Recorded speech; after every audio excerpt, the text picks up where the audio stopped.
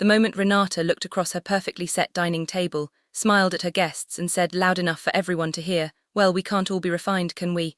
I felt something inside me go very, very still. Not broken, not humiliated. Still. The kind of still that comes right before a decision gets made.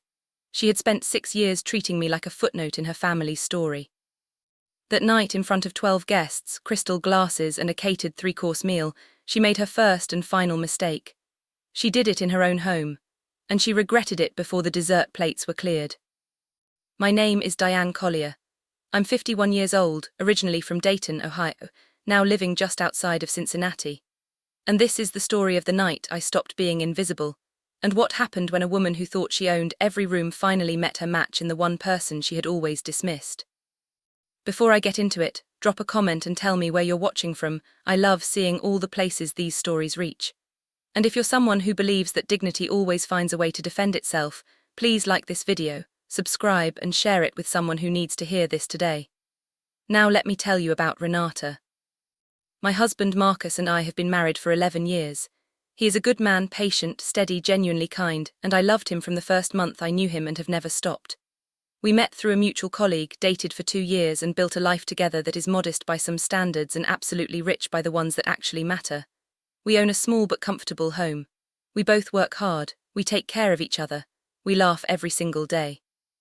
Marcus's family, however, was a different universe entirely. His older brother Philip had married Renata Voss, now Renata Collier, though she kept the hyphen because, as she once explained at a family gathering, Voss has a certain weight to it. Approximately 9 years ago. Renata came from old Cincinnati money, the kind of family that had a wing named after them at a local museum and sent Christmas cards with professionally photographed portraits taken at their estate every November.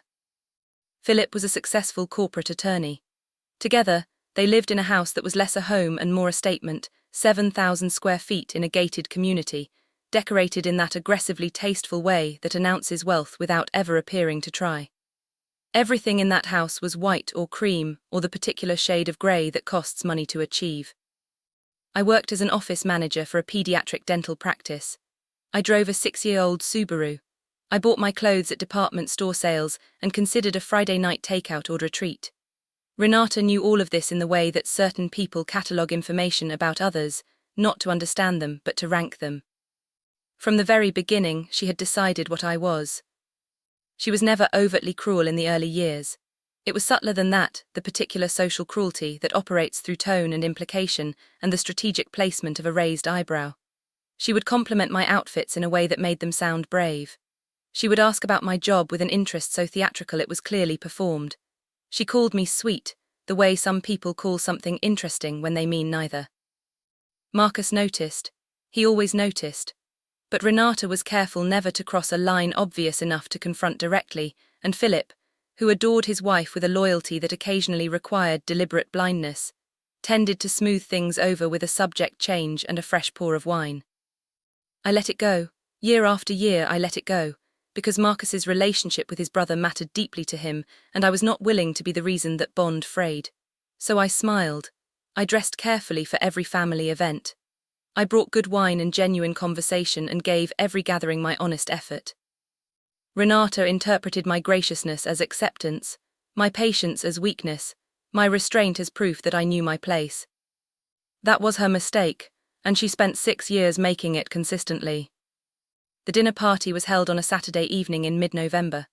Renata hosted these events 4 or 5 times a year, curated gatherings of what she called her inner circle, which consisted of other wealthy couples from their neighborhood, a few of Philip's colleagues, and whatever cultural or civic figures she had recently befriended through her charity work.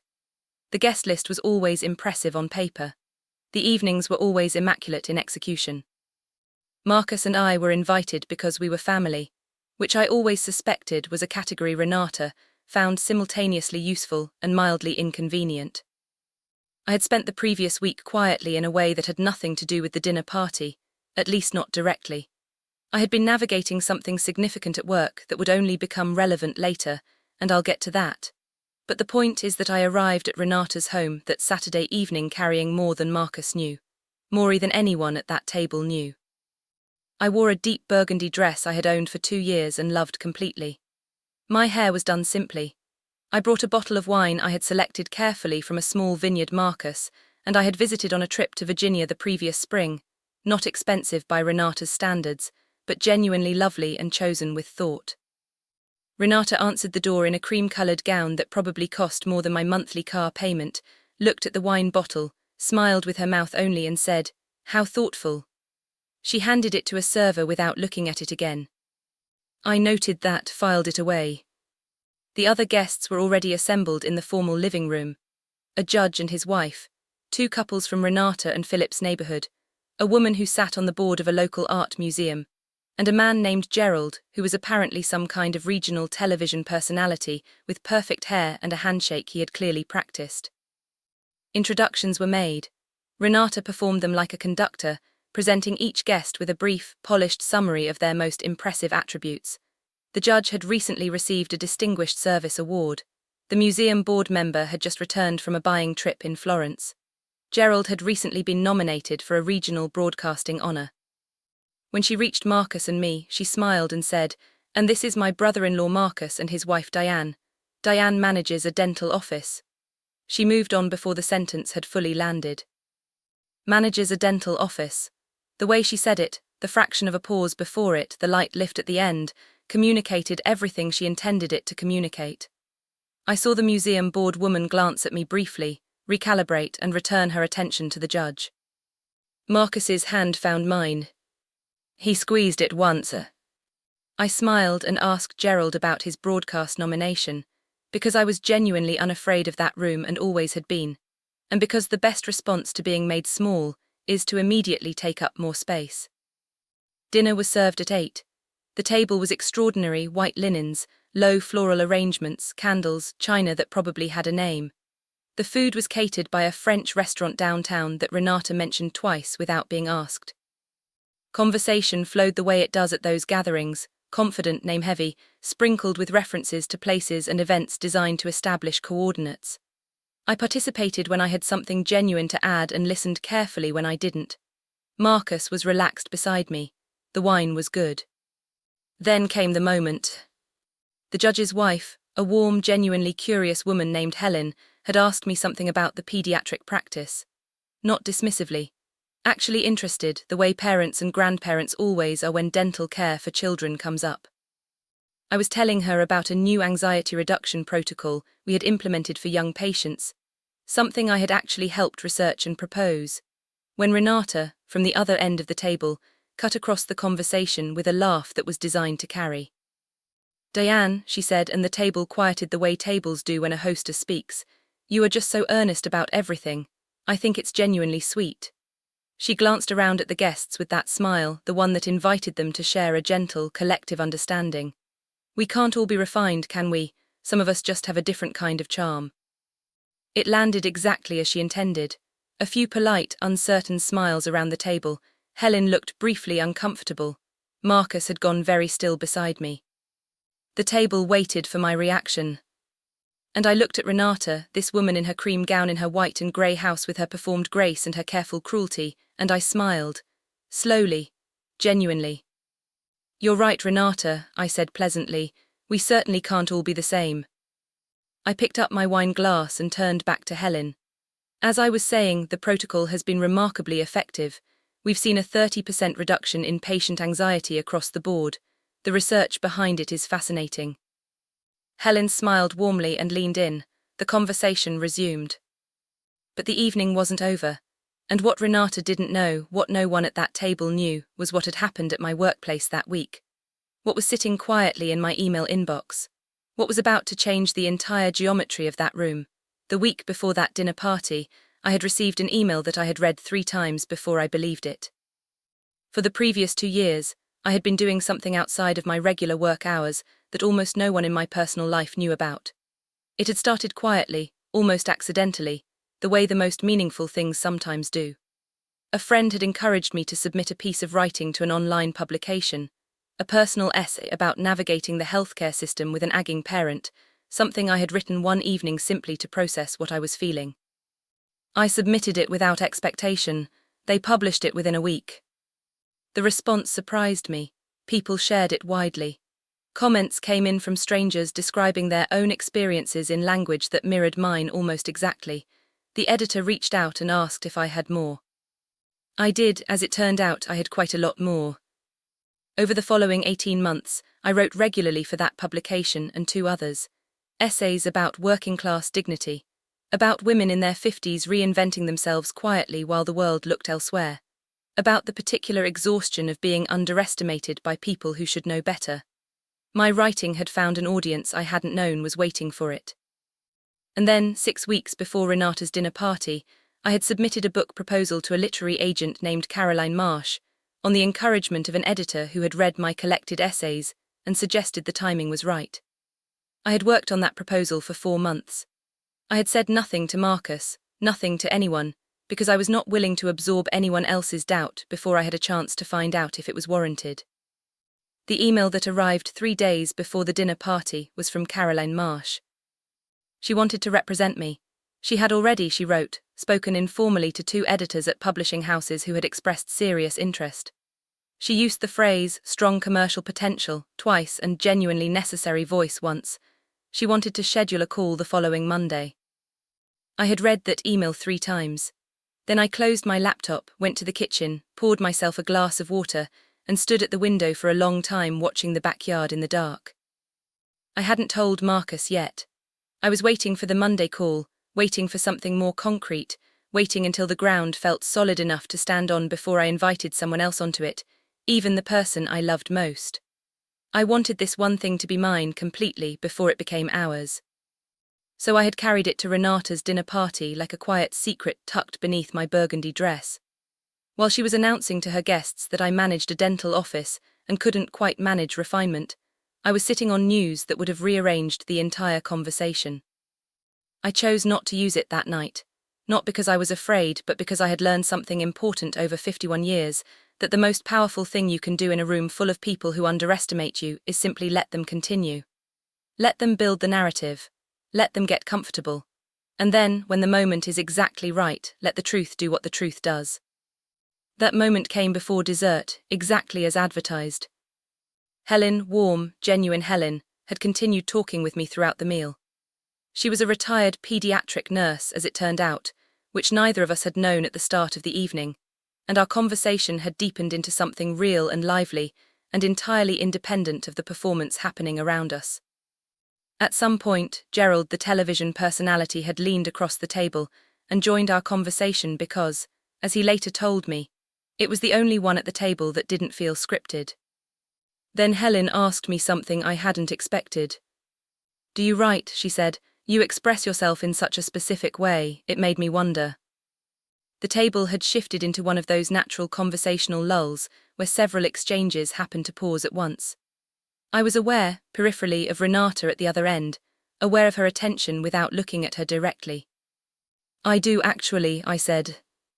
"Anything published?" Gerald asked, and his professional curiosity was genuine. "Quite a bit over the past 2 years," I said. "Essays mostly. And I just signed with a literary agent last week for a book." The silence that followed was brief but absolute. Helen's face lit up completely. "That's wonderful. What's the book about?" "Women who spend years being told they're not quite enough," I said, "and what happens when they stop believing it." Helen laughed, a real, delighted laugh. Gerald pointed at me and said, "I want to interview you when it comes out." The judge's wife leaned forward and asked for the name of the publication where my essays had appeared. The museum board woman pulled out her phone and asked me to spell my name. I answered every question warmly and without performance. I was simply telling the truth about my life. At the far end of the table, Renata had not spoken. I glanced at her once, just once, and saw something I had never seen on her face in 6 years. Not embarrassment exactly, something quieter and more permanent than that.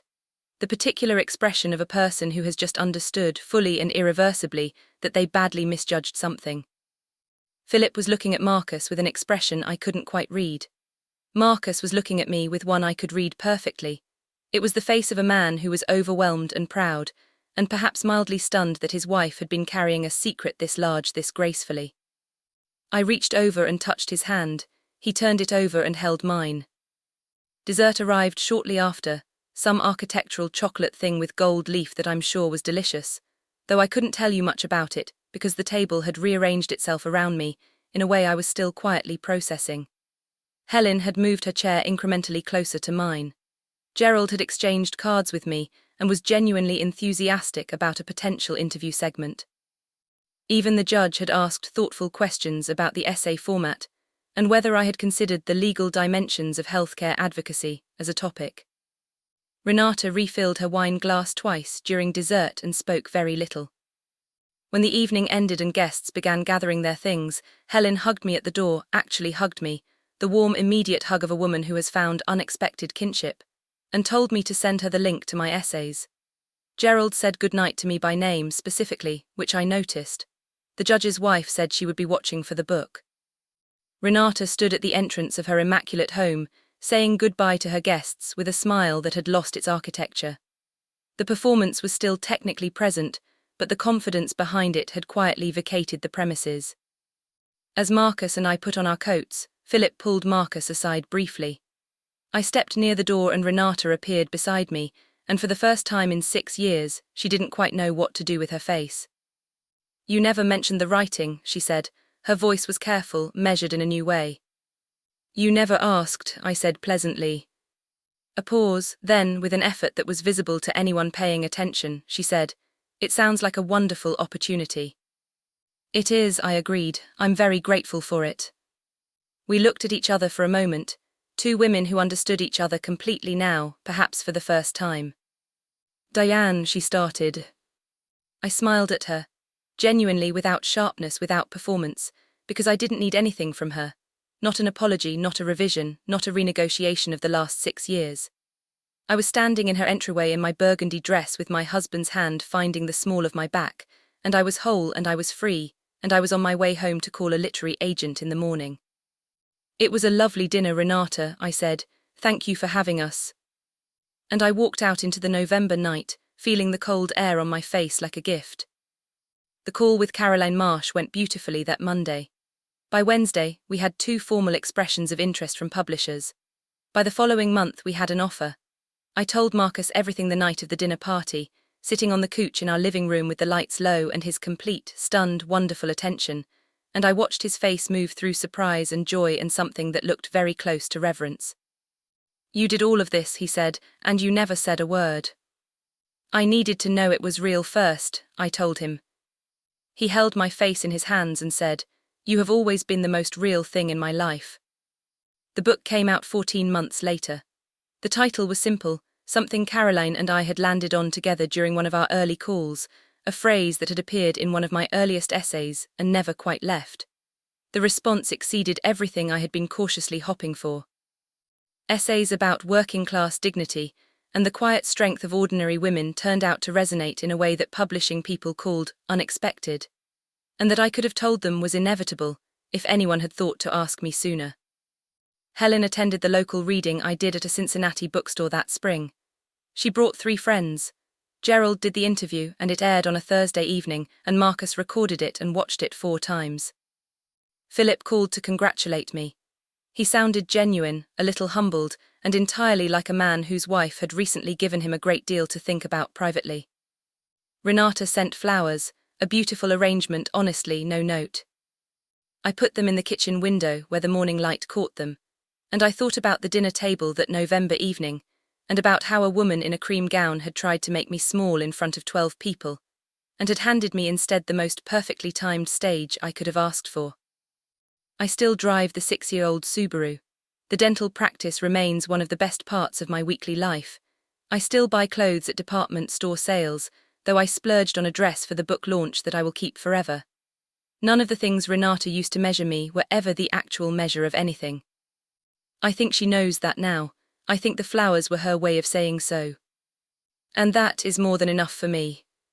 If this story meant something to you, please like this video and share it with someone who has ever been made to feel like they weren't quite enough in a room full of people who should have known better. Subscribe for more stories about real women, real dignity, and the kind of justice that arrives quietly and stays permanently. And if you have your own story or know someone with a story like this, share it in the comments below. Your story could become our next video.